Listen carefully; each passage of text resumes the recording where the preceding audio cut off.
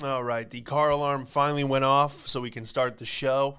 Thought I was paying to live in the suburbs. Okay, that is some city bullshit right there. If you set off your own car alarm, you shouldn't be allowed to own a firearm. If you can't not hit the little red button on your key fob, maybe you shouldn't be allowed to conceal carry. I'm going to stand by that. That should be the first question on the gun safety test. Have you ever set off your own car alarm? Circle A for yes or B for no. That firearm safety test is so easy. It's just straight common sense. Will you put the gun where your kids can get it? Yes or no? Dude, when I was taking the test to get a gun in LA before everything went to shit, we'll talk about that later in the episode. But dude, the amount of people that were in that class that failed, they're like, oh, you got to come back next week and take it again. I'm like, the question was literally, will you put the gun in your mouth? Yes or no? Like, it's so easy. And people were just failing left and right. And I'm like, holy shit. So, yeah, episode 75. Welcome back. A lot of new listeners. That's exciting if you jumped in last week. It was an interesting episode. Well, I guess any episode is interesting if you just jump in to this show. But, yeah, we talk about some news articles, stuff that happened this week, pretty much anything. There's no theme. You know, people always don't. I said I was going to start a show. People in LA comics were like, you got to have like a theme. You got to have a thing. I'm like, I don't know. How about funny? Maybe I'll go with funny. That'll be my theme. Comedy. How's that? How about I do the thing that you don't do and be funny? Maybe I don't need like a segment. We're like, whoa, here coming up next, we got the wacky picks of the week. No, we'll just be funny. Hopefully. I mean, people are coming back, so I guess we're doing something right. But yeah, thanks to everyone who bought the merch. You can get it on I'll have it in the description. It's the skydiving hoodie and t-shirt. So thank you, Cranar. He posted on his story. He bought a hoodie. So yeah, let me know how you like it. If you guys want a shout out, just post it on your socials. And yeah, helps the show, keeps us going here at In the Hall Studios. So having a much better week than last week. Things are slowly turning around. Chip came over last night and got biblical. My buddy Chip, that dude knows like verses in the Bible, and he'll just bust them out. Like, you know what King Solomon said in Luke chapter 3, Proverbs. I'm just like, all right, dude, lay it on me. You know, that dude can preach. I'm like, let's start a mega church. I'm like, just throw the suit on, come out to the stadium, Joel Osteen style. We'll kill it, bro.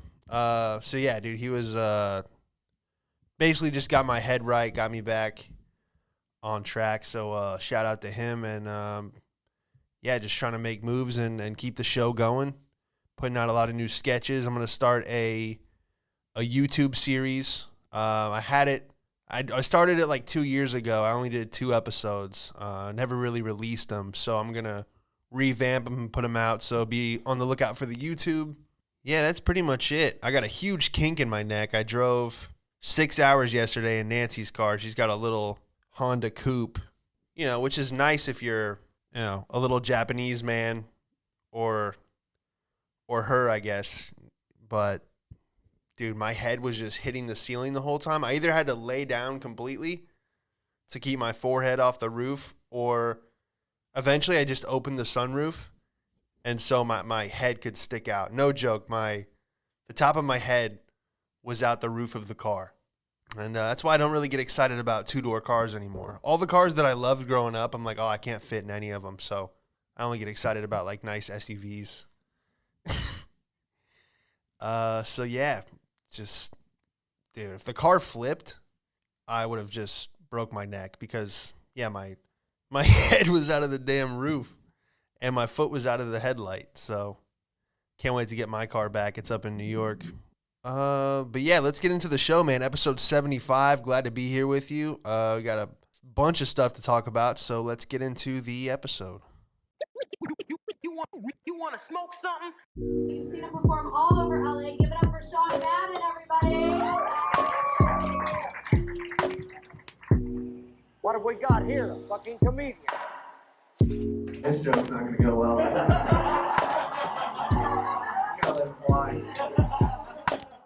James Bond producer Barbara Broccoli That's an unfortunate last name.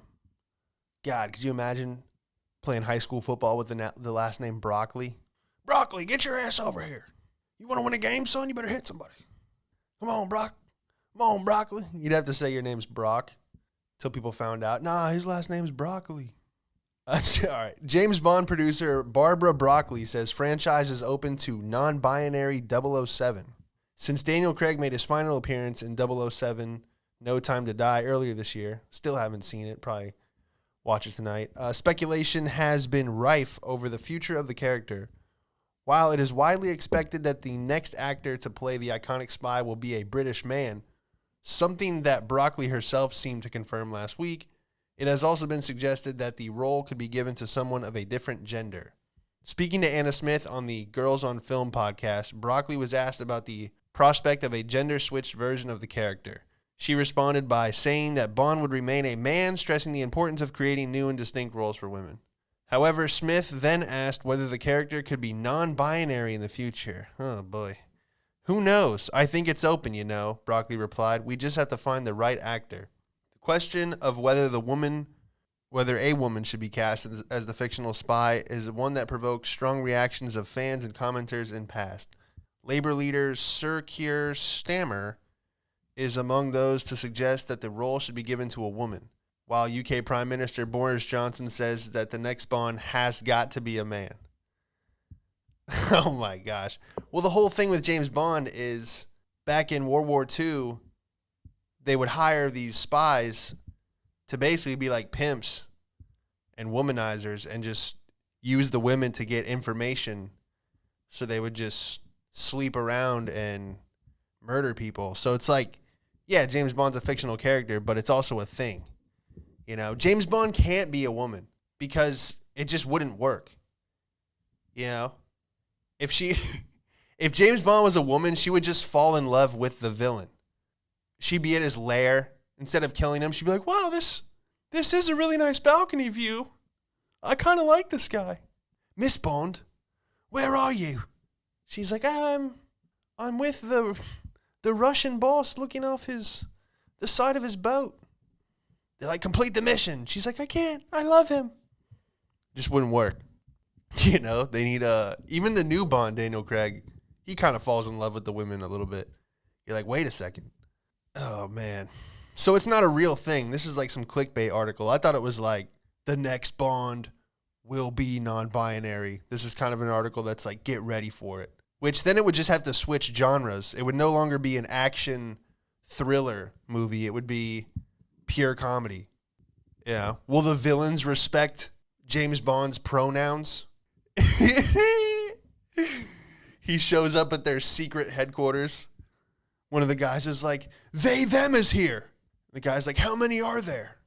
He goes, no, it's just them. And they go, that's plural. How many are there? They're like, no, it's just James Bond, 007. They're like, well, why didn't you say that in the first place? Then while they're arguing about which pronoun is correct, James Bond kills them all, you know? It'd be the funniest movie ever. Bond, you have 30 seconds to stop the train. He's like, hang on, Em. I'm dyeing my hair purple. Did you put the hair dye in my Aston Martin? Speaking of going too woke, Denver Elementary School plans racially segregated playground night. So here's where you go so woke that you're racist. Because they kind of go hand in hand when you get extreme with it.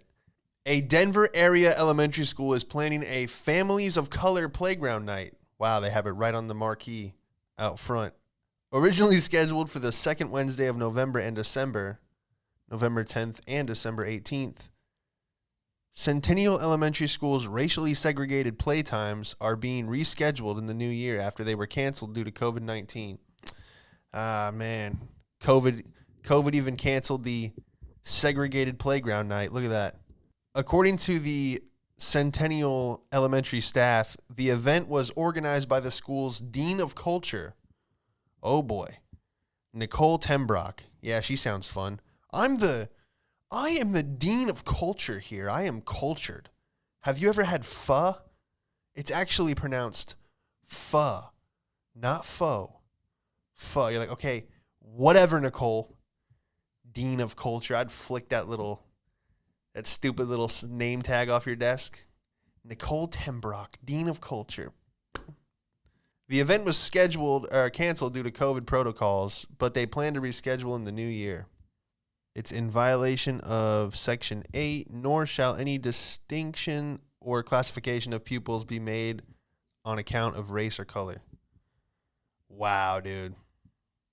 Only the black kids get to play basketball today, and tomorrow the white kids get to play basketball today. I guess that would make it more fair. You know? Segregated recess. No white kids were dunked on today. Thanks, Dean of Culture. What the fuck? Nicole, what are we going to do about all these white kids being dunked on at recess? We'll do segregated playgrounds. Brilliant. Way to stay woke. So yeah, back to buying a gun in L.A. Never happened. There was like a 21-day wait period. I ended up leaving. But here it is. Support for gun control just hit its lowest point in almost a decade. And this is coming from CNN, believe it or not. So yeah, people are done with gun control. They go, well, everyone has one. I might as well have one too. You know, kind of. They went so anti-gun that like people were like, oh no, we need them now. You know? So I bring it up when I was buying a pistol in LA, I first went to, I think was it Bass Pro Shop? It was like way out. It was outside of the city. That would be funny if they had a Bass Pro Shop just downtown LA. Homeless people fucking jumping into the into the display waterfall. There were people there buying guns that have never even held one before. It was crazy. They were like, I was standing in line and the woman behind me was like, hey, what do you think I should get? And I'm like, well, something that you can learn how to use. I don't know what to tell you. What should you get? Oh, that's an interesting question to have while buying one. I'm like, get a shiny one, lady. I don't know what to tell you. Get one that matches your Gucci purse. This is ridiculous. So yeah, it's just, everyone's got to be strapped now, man. I mean, it's just the world that we're living in. I don't like the open carry thing. I was at a Cracker Barrel in South Carolina, and everyone had these giant revolvers on their hip, and I'm like, what is happening here? This is your Tuesday night. Yeah, we're gonna go open carry down at the Cracker Barrel. In case anything pops off, I'm gonna be ready. No one's gonna fuck with my biscuits. Like, settle down, Dirty Harry.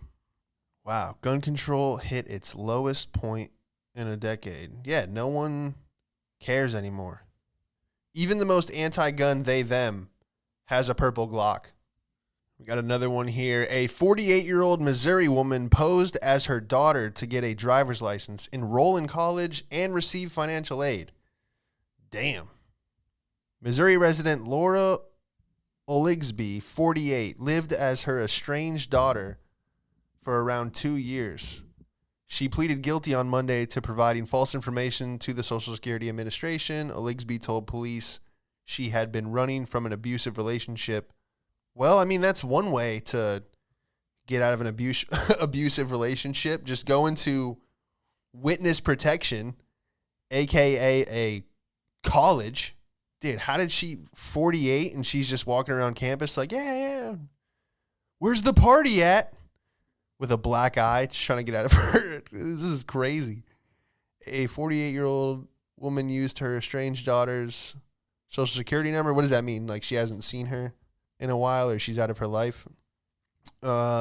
She posed as her daughter for 2 years in the city of Mountain View after obtaining a Social Security card in the daughter's name. Dude, how ugly are the sorority girls in Missouri that a 48-year-old woman could be enrolled in that college for 2 years? This is not a good look for anybody.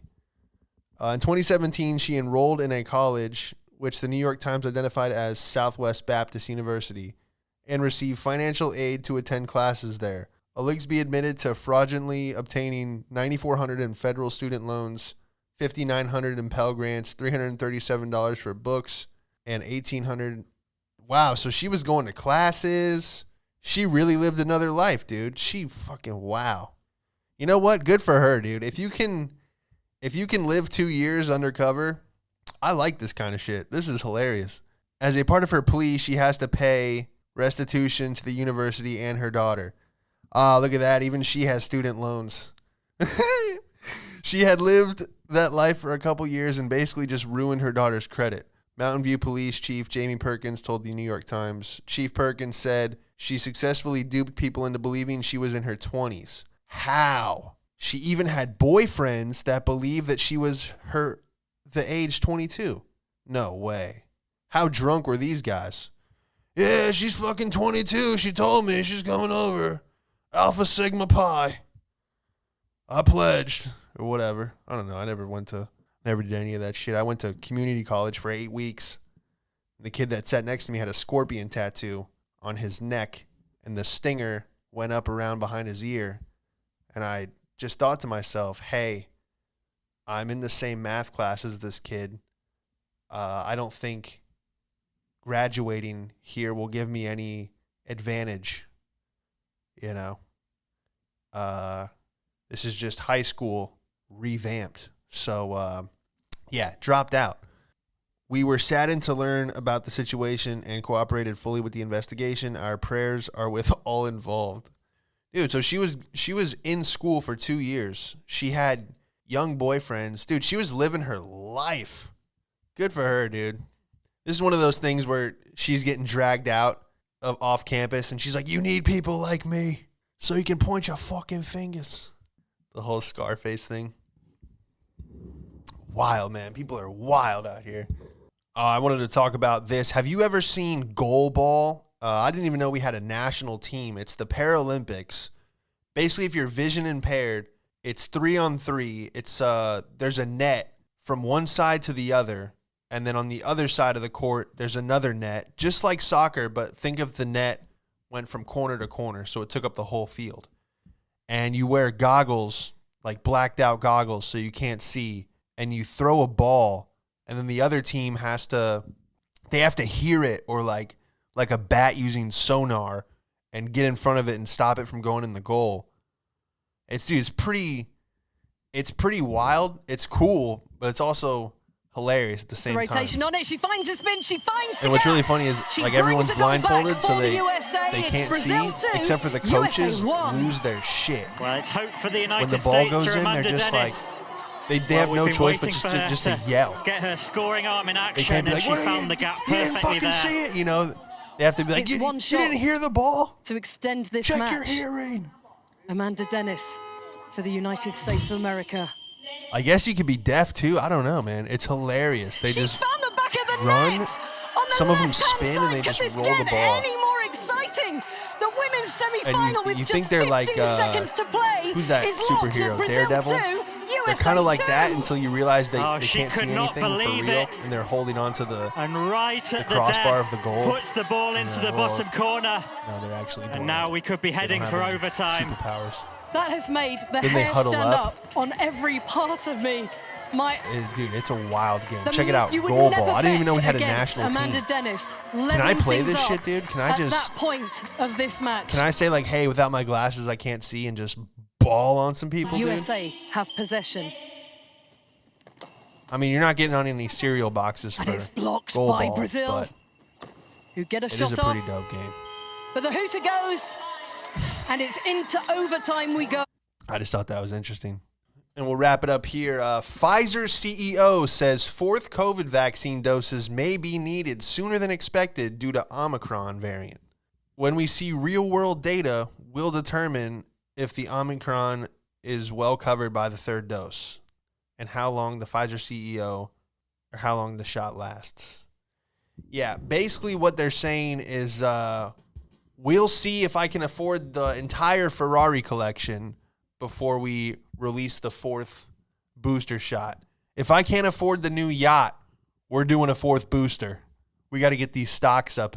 Dude, when are people going to see like, hey, maybe this is a scam. maybe by the time we get to the 12th booster, people will go, well, wait a second. Why does the CEO own America?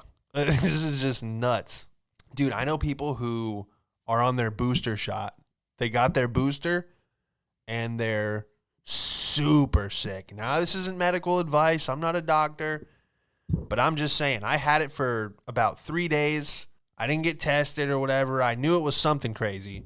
Lost my smell for quite a long time, but I took a bunch of vitamin D gummies and I got through it. And now apparently I have like super antibodies, and they just came out saying the Johnson & Johnson one does little to no protection over the new variants. So I don't know what's going on, man. I'm just saying these companies are making a shit ton of money, and you got to question what's really going on. So I'll leave it right there. Thank you guys for listening so much. Leave a review, 5 stars. Hit the like button if you're on YouTube. Thank you for everything, buying the merch, and we will see you next week. Shout out to Trill Trees. They're in Litco, downtown LA now. So if you guys are into the ganj, into the cannabis, check out Trill Trees at Litco, downtown LA. He's also at 2000 Cotner Ave. Tell him Sean sent you, get 10% off. All right, guys. We'll see you next week. Peace. You want to smoke something? You've seen him perform all over LA. Give it up for Sean Madden, everybody. What have we got here? A fucking comedian. This joke's not gonna go well. You gotta let it fly.